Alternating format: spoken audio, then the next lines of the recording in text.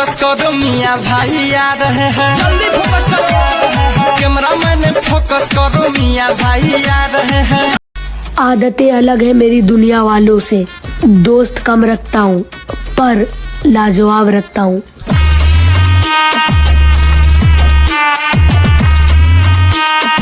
कि होत होई कोनो जिला में एक नाली दुनाली के डिमांड, ई बेतिया जिला हो करे जा।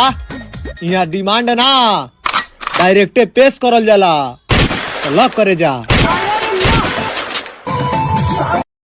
मेरे दुश्मनों जरा संभल के रहना, ये बात तुम्हें पहले ही बता रहे हैं, क्योंकि हम और हमारे यार फिर से बदमाशी में आ रहे हैं।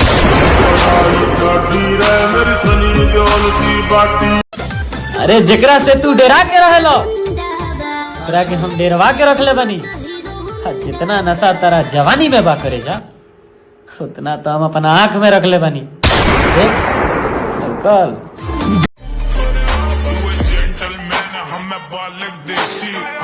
पटाई तेरी छोरी कर लेसी, नीरज चोपड़ा तू लियोनेल मेसी, जिसे बुरा लगे वाकी ऐसी की तैसी, बचपन से वो औरत ही क्या, हाय हाय हाय हाय, जो मर्द का सुकून न बर्बाद करे। बदनाम हमू बानी बदनाम तू बाड़ू, फर्क बस इतना बा हमर करे जा कि हम तारा नाम से बानी और तू केहू और के। दिल तोड़ना ही था तो दिल से लगाया क्यों, न इश्क निभाना था तो इश्क सिखाया क्यों। इंसान की अच्छाई पर सब खामोश रहते हैं, चर्चे अगर उसकी बुराई की हो तो गूंगे भी बोल पड़ते हैं।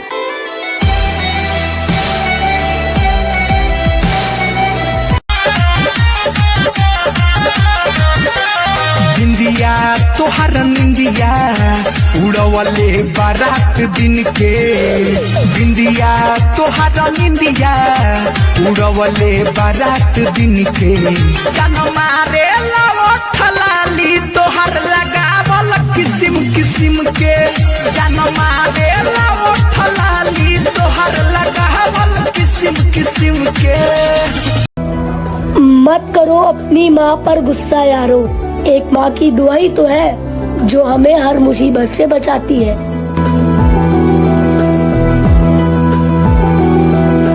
अगर मेरे पापा ने पूछा तुम करते क्या हो तो क्या कहोगे? वही जो करता हूँ।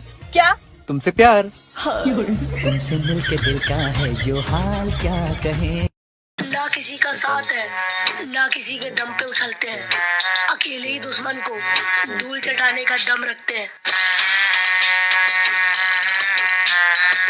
छोड़ा ही के जबरा है तोहरा, छोड़ा ही के जबरा है तोहरा, दिलवा काहे देहले धोखा देवे से पहिले रे पगली, धोखा देवे से पहिले रे पगली।